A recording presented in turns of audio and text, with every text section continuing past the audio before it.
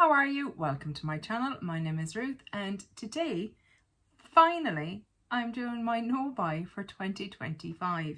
Yes, I'm aware it's February. He got away from me, what can I say? And then it was coming up to my birthday, and I just thought, let's get the birthday out of the way, because that would have been an exemption in your year anyway. Let's do that, and let's start after your birthday going forward. So that's what I'm doing. Why a no buy? So if you didn't follow me last year, if you're new to my channel, I very much had an addiction to makeup, and I don't say that lightly. I used it as a coping mechanism. I have a couple of chronic illnesses. I suffer from depression and anxiety, and I use shopping as a coping mechanism. Shopping and eating, to be fair. And I had to break that cycle because half the stuff I didn't even need or want. It was the adrenaline and the endorphins of hitting add to cart, checking out, tracking it coming. It comes, I open it, I go, ooh, isn't it gorgeous? Into the drawer. And it had got quite out of hand.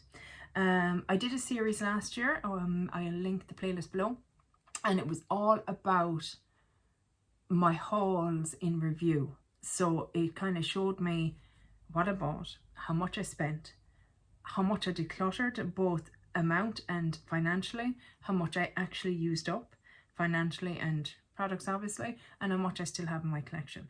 And it was quite illuminating. And I did my no buy last year. For me personally, I found it very successful. Yes, I did buy some things, you know, no one's perfect, but yes, I bought some things, but I feel like I've broken this cycle quite significantly or substantially, whatever word you want to use there, and haven't really supplemented it with anything else. And that was my problem before.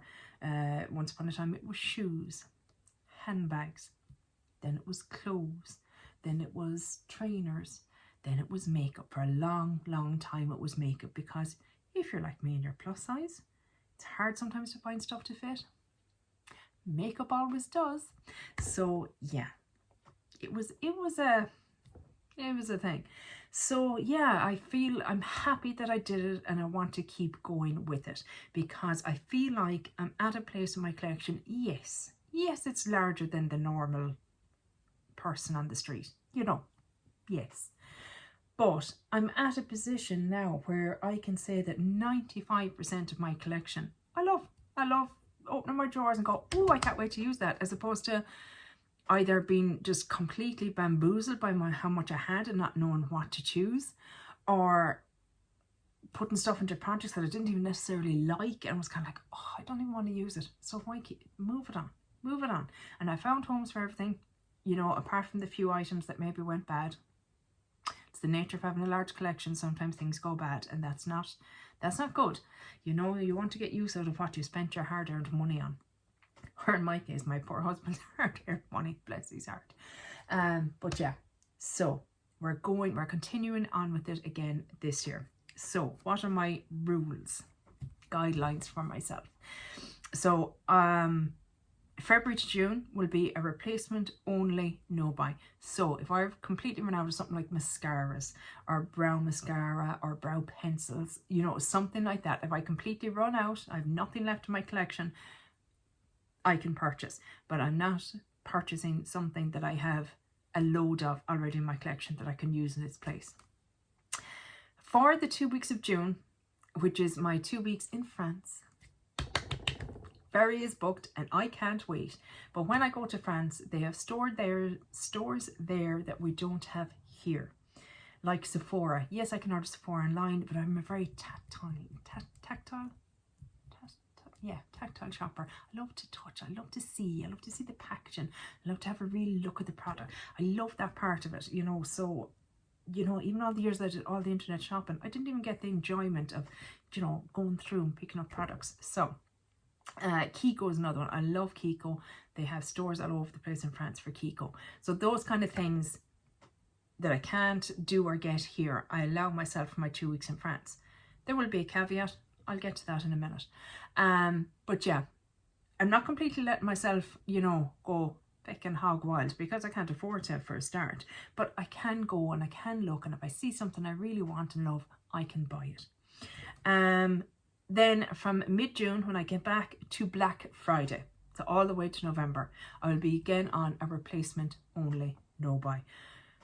If there's something that I'm longing for, I will put it on my wish list, and come Black Friday, if it has a great discount on it, and if I still want it.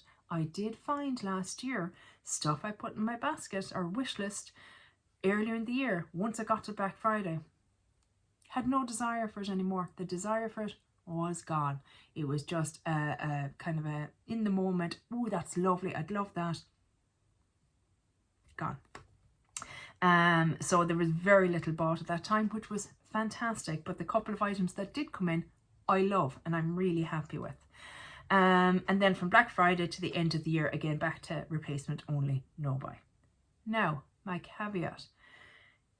In my 2 weeks in France and at Black Friday, there are certain categories, unless something drastically happens and I am baiting through products, you know, I mean, I'm just like finishing products left, right and centre. The categories that I feel I have more than sufficient products in and that I am getting what I need from those categories are primers, especially glowy primers. I have my e.l.f. Putty Pore primer. If I use that up, I will replace that because it's the only of its kind that I have in my collection, and I use it every time I do my makeup. But glowy primers, no, I have enough. I need to get through what I have before I go looking at any more. I even have backups of some of my favourites. No. Powder blush. I have more than enough powder blush. I don't need to be buying any more.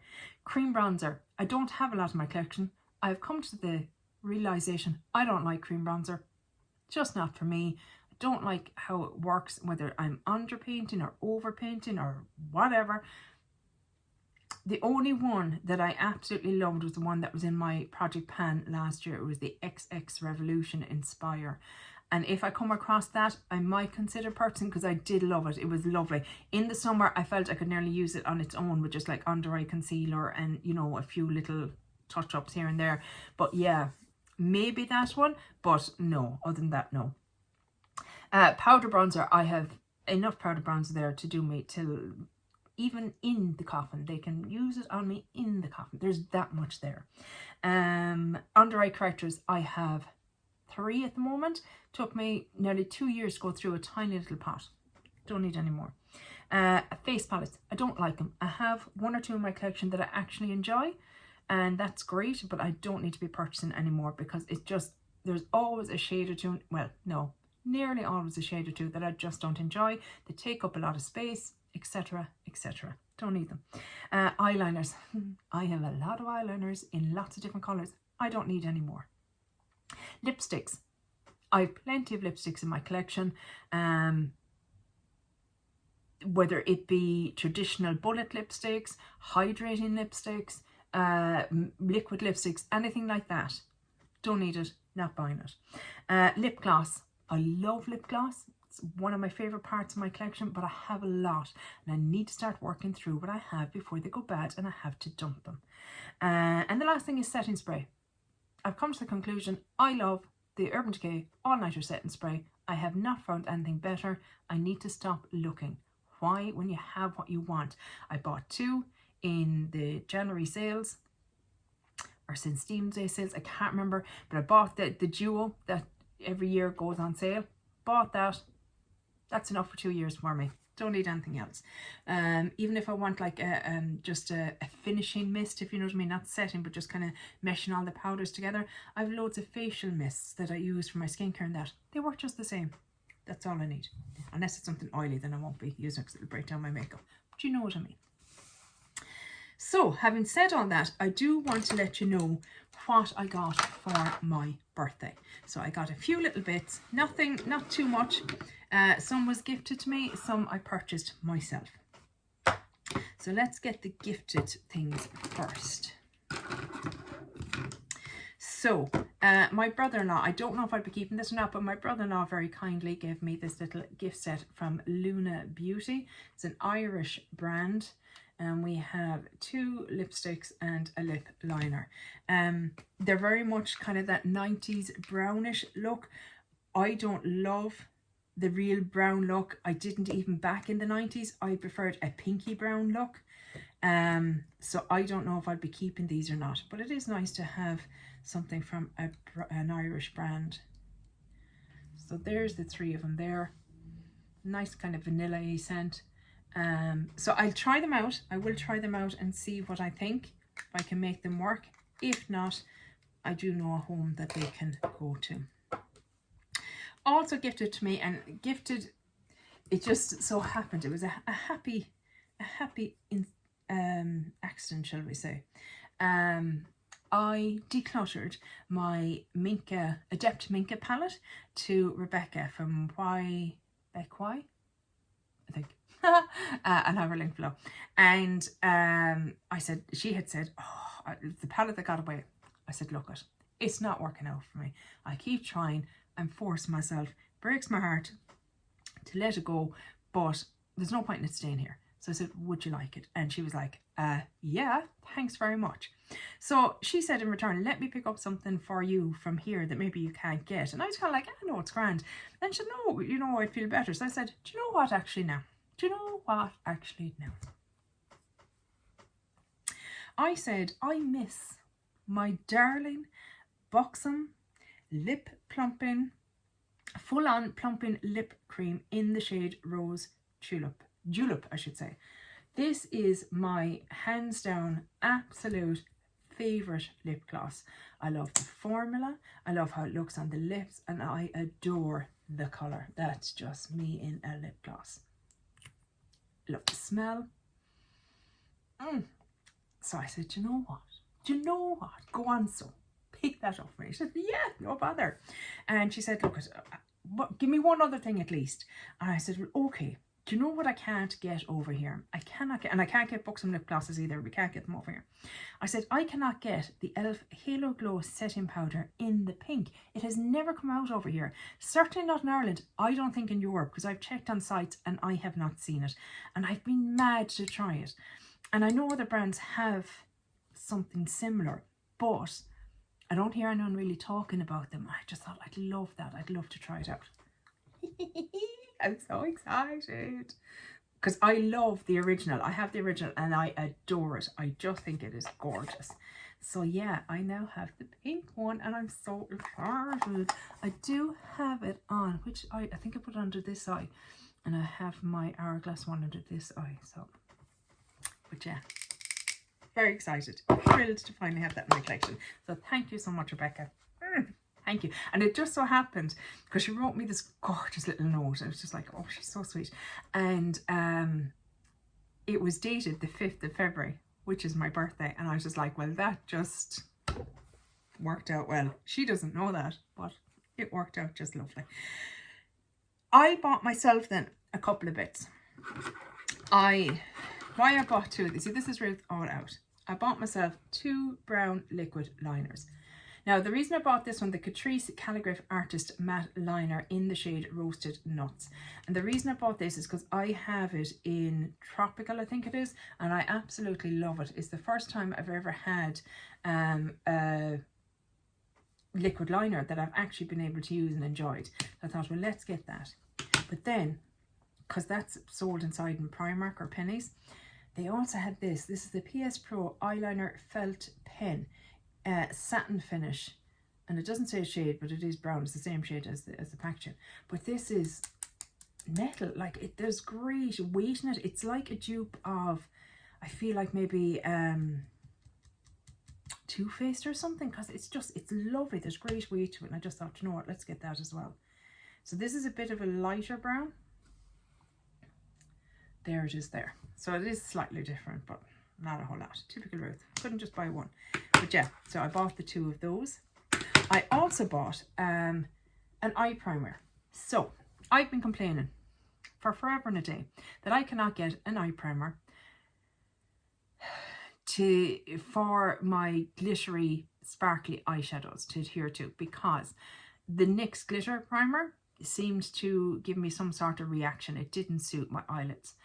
And I've been trying to find the Too Faced one, but can't seem to get my hands on the glitter glue. Seems to be gone off the market. So glitter glues in general just seem to be, I don't know, a problem for me.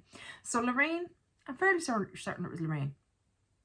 She suggested, well, why not get, one of the more traditional kind of primers like the Urban Decay primer potion. But use your MAC paint pot, which is the one that I find the best for me and my lids. Use that, put on your powder shadows or whatever, your satin shadows, and then get one of these, tap it on, and then tap your eyeshadow on after. So I thought, well, I'm not buying the Urban Decay primer potion because it's kind of pricey. And if it doesn't work out, what a waste. I've had it in the past, don't like it as it's on its own as a primer. Never thought to use, double up on primers. So I bought this one from e.l.f. This is the e.l.f. Lock It Down Eyeshadow Primer. This is what it looks like, a little doe. It's very similar to, primer potion. Works a treat. Works a feckin' treat. I'm thrilled with it. I've noticed a massive difference in my glittery, shimmery, bright, dazzling eyeshadows staying in place and staying on. Now, they still transfer up, but they stay on. I still have like at the end of the day, I look in the mirror and go, oh my God, they're still there. Shocking.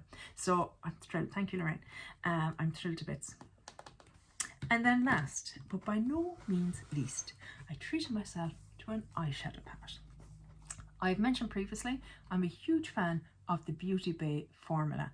I have the Rich palette, love it, gorgeous. I've had other ones in the past, and while I loved the formula, I didn't necessarily love the colour story. There's a lot of shadows that didn't work for me. I don't like a lot of dark eyeshadows. I like brighter, lighter eyeshadows. I have small little peepers, and they're getting old, and if I could just go, gorgeous, but that's not going to happen. So I like lighter eyeshadows to keep my eyes open and bright. So this palette came out, and I thought, I like you, thank you very much. And there was a bit of a discount on as well. I thought, better yet. So this is the Beauty Bay Daydreamer palette. So pretty, isn't it? I just love the packaging. I think it's so pretty. Nice bit of weight to it, which is fantastic. And then this is what it looks like on the inside.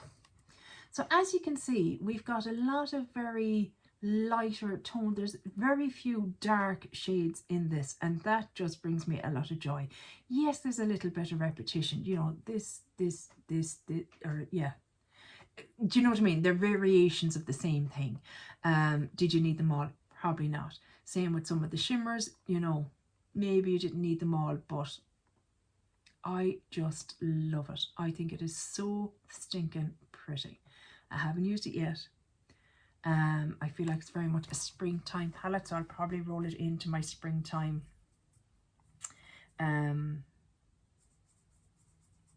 quarterly kind of palettes that I want to use in whatever month.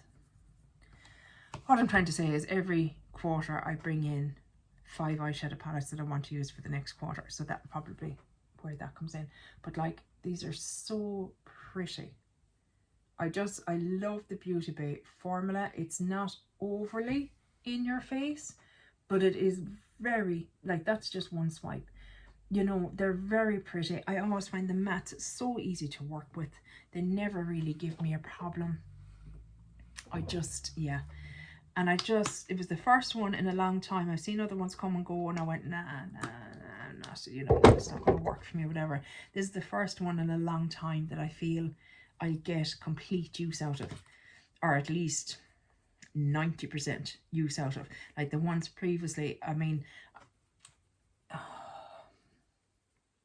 what was the first one that came out? Was it the Forest palette, or I can't remember, but it was the green palette, but it had a row of reds in it. It had a couple of kind of bluey shades that I just wouldn't use, whereas even these green shades are kind of more usable. I feel like, look at, there's some duochromes going on there, It just, yeah, it spoke to me. I thought, you're the one for me. So yeah, that has come into my collection. And even though it's colourful, it's a muted colourful palette. It's not like pow in your face. Yes, you have some fun shades in there, but I feel like I'll enjoy playing with it. It's not too far out of my comfort zone. I mean, I used to love using colourful eyeshadows, but it's just not something I do at the moment. I've just gone through a phase. So yeah, that's what I treated myself to. I'm very happy with it. So yeah, that's it for this video, guys. Let me know down below, are you doing a no buy this year? What's your plan? What's your goals? What's your, you know, caveats maybe, you know, things like that. I love to know. I love to see what people are thinking of doing and stuff like that. It gives me a little inspiration for myself. But yeah, I really hope you enjoyed this video, and hopefully I'll chat to you in the next one. Take care. Bye. Slán.